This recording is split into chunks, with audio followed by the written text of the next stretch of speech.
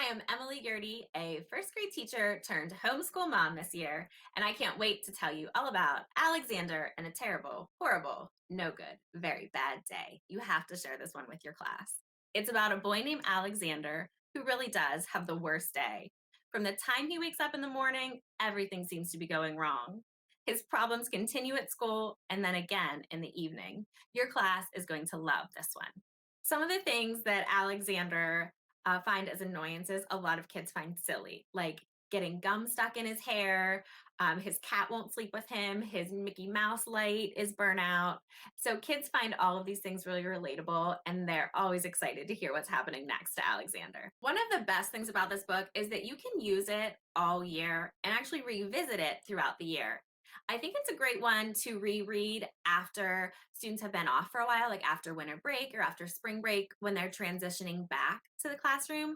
And maybe they feel like they're having a rough day and just need a reminder that it's all going to be okay. After we read this book, my students and I worked on some comprehension skills and we were studying the character. So we took some little notes, and on our hearts, we wrote about things that Alexander loves, like shoes that are blue and red. We also did some thought bubbles to show things that Alexander thinks about, like Australia. On the green ones, we added things that Alexander does not like, and this book has a long list of those. On the yellow ones, the little speech bubbles, we wrote things that Alexander says or things that he might say. When the students were finished, we put them all together to make a class anchor chart about Alexander. The students love this activity, and it's great to see it hanging in our classroom. So whenever we're thinking about characters, we can refer to Alexander. So another great lesson for this book is to teach students about some SEL or social emotional learning. So before I started reading, I put a post-it on here to remind myself that I have SEL questions inside that I want to discuss with my class. So we might pause while reading and talk about how is Alexander feeling and identify some feeling words that we could use to talk about him.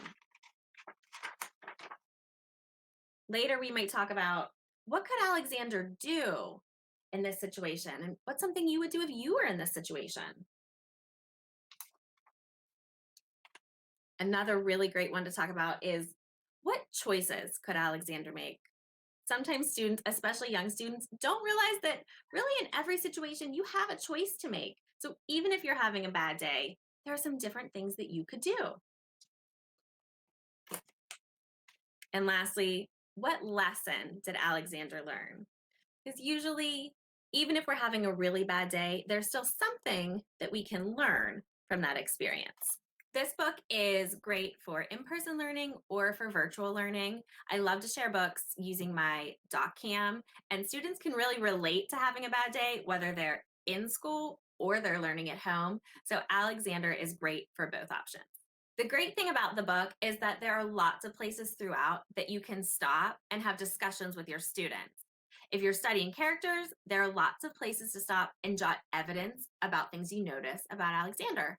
And if you're doing an SEL lesson, there are certainly lots of places to stop and talk about the emotions and the actions of the characters. This book is perfect for any family or any classroom because everyone, regardless of their age, at some point or another, has a really bad day. So you can find humor in the things that happen to Alexander and also learn lessons about how to make your own days a little better.